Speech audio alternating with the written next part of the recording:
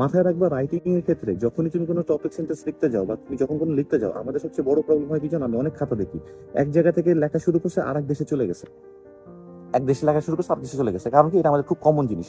কারণ আমরা ওই টপিকটাই বুঝি না, আমরা কনসেন্ট্রেটেড থাকি না, আমরা ফোকাস পয়েন্টে থাকি না, ডানে বামে চলে যাওয়া শুরু করি। সো এইটার জন্য 5 মিনিট আইডিয়া জেনারেশনের জন্য নিবা। যখন রাইটিং টাস্ক শুরু করবা, 3 to 5 মিনিটস আইডিয়া জেনারেট করো। কি কি লিখবা, পাশে টপিক গুলো লিখে রাখো। ওই জায়গাগুলোতে যখন তুমি একটু ডানে বামে চলে যাচ্ছ, তখন আবার একটু তাকাও যেখানে কি জানি লিখছিলাম বা কি জানি কোন জায়গায় আমি কথা বলবো, সেই টপিক গুলো নিয়ে আসা শুরু করো। একটার পর একটা জিনিসগুলো লেখো। এখন টপিক সেন্টেন্সটা ভাই কোথায় লেখা যায়? প্রথমে, মিডিলে, লাস্টে, এটা সব জায়গায় লেখা যায়।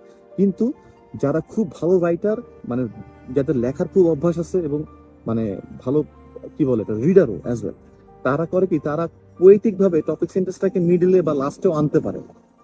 দেখবা যে অনেকেই বলে আইএলটিএস এর রিডিং এর ক্ষেত্রে যে তোমরা টপিক সেন্টেন্স, তোমরা প্রথম 3 লাইন পড়বা, তাহলে সেটাতে আসলে ওই প্যারাগ্রাফের সামারি পাবে। এটা মানেটা কি? প্রথম 3 লাইন বলতে বলে এই জন্য, কারণ ওই 2-3 লাইনেই টপিক সেন্টেন্সটা হওয়ার চান্স থাকে, বাট এটা আসলে রং। এটা জেনারেলাইজ করা যায় না, তবে হ্যাঁ, 60 to 70% টাইমে প্রথম দিকেই ওই টপিক সেন্টেন্সটা থাকে, বাট এটা পরও থাকতে পারে।